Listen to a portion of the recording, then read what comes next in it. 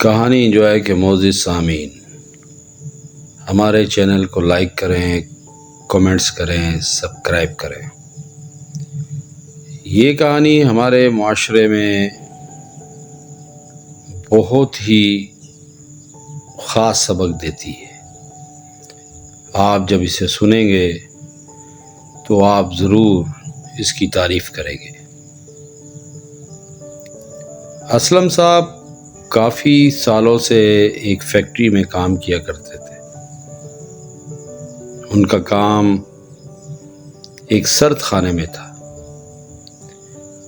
یعنی اس سرد خانے میں جانوروں کا گوشت، حلال گوشت رکھا جاتا تھا جو بعد میں بڑی بڑی کمپنیوں کو ڈیلیور کیا جاتا تھا۔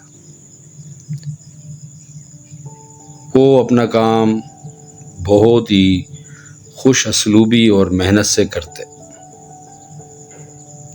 پورا دن سرد خانے میں جانور لائے جاتے، پھر انہیں زنچ کیا جاتا، پھر ان کی کھال اتاری جاتی، پھر بڑی صاف ستھرائی سے ان کا گوشت سرد خانے کی طرف منتقل کر دیا جاتا۔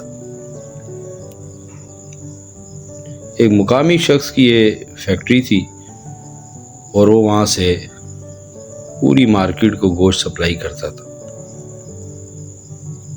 اسلم صاحب کو وہاں کام کرتے ہوئے 30 سال کا عرصہ گزر چکا تھا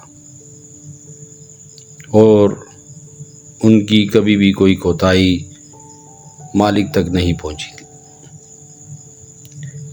اسلم صاحب میں ایک بڑی خوبی تھی کہ جب وہ فیکٹری میں داخل ہوتے تو شاہ چوکیدار جو گیٹ کیپر تھے انہیں بولتے السلام علیکم اور ان سے مضافہ کرتے اور اپنے کام میں لگ جاتے۔ جب رات کو فیکٹری بند ہوتی تو اسلم صاحب کی ڈیوٹی ہوتی تھی کہ وہ سرد خانے کو مکمل بند کرتے اور ہر چیزوں کو چیک کرتے، پھر وہ گیٹ کی طرف بڑھتے۔ وہاں وہ پھر شاہ صاحب کو جو چوکیدار تھے السلام علیکم بولتے اور خدا حافظ کہہ کر اپنے گھر کی طرف چلتے۔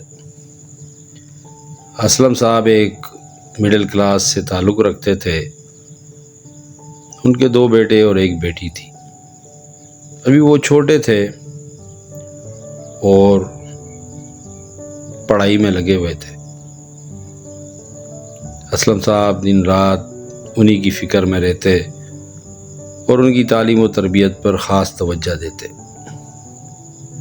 مختصر یہ کہ ایک دن سہانی صبح تھی، ماحول بھی اچھا تھا اور موسم بھی۔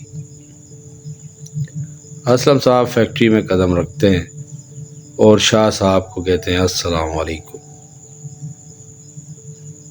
شاہ صاحب کہتے ہیں وعلیکم السلام۔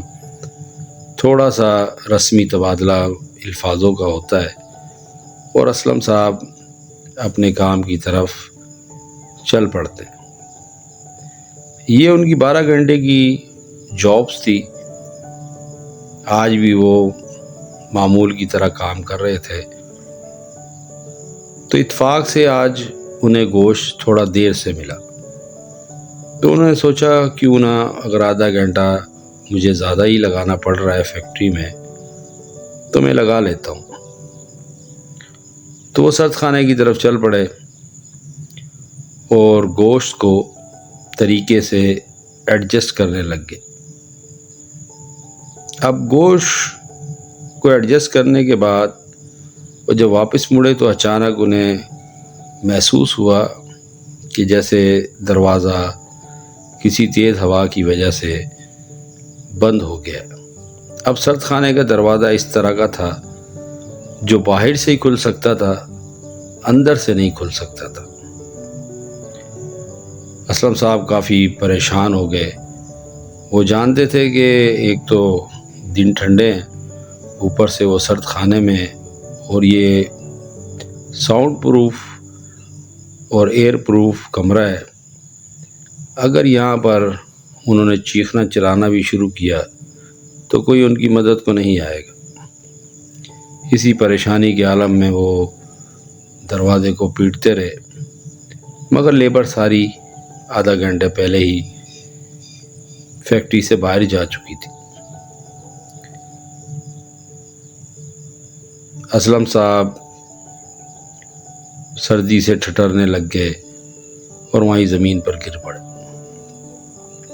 ان کی عمر بھی تھوڑی زیادہ تھی۔ جب سب لیبر جا چکی تو شاہ چوکیدار نے اپنی ٹارچ اٹھائی اور آس پاس سارا دیکھنے کے بعد دوبارہ اپنی سیٹ پر آ کے بیٹھ گئے، مگر اچانک وہ چونک پڑے۔ انہوں نے کہا، یہ کیا بات ہے؟ آج مجھے لگتا ہے اسلم نے واپس جاتے ہوئے مجھ سے سلام نہیں لیا۔ پھر ایک دم ان کو بجلی کا جھٹکا لگا۔ انہوں نے کہا، ایسا تو ہو ہی نہیں سکتا کہ 30 سال کے معمول کو اسلم بھول جائے۔ وہ فیکٹری سے باہر ہی نہیں گیا کیونکہ اس نے جاتے ہوئے مجھ سے سلام ہی نہیں لیا۔ اسی پریشانی میں شاہ صاحب اٹھے، انہوں نے اپنی ٹارچ لی، اپنی گن اٹھائی اور اس طرف چل پڑے جہاں اسلم صاحب کام کیا کرتے تھے۔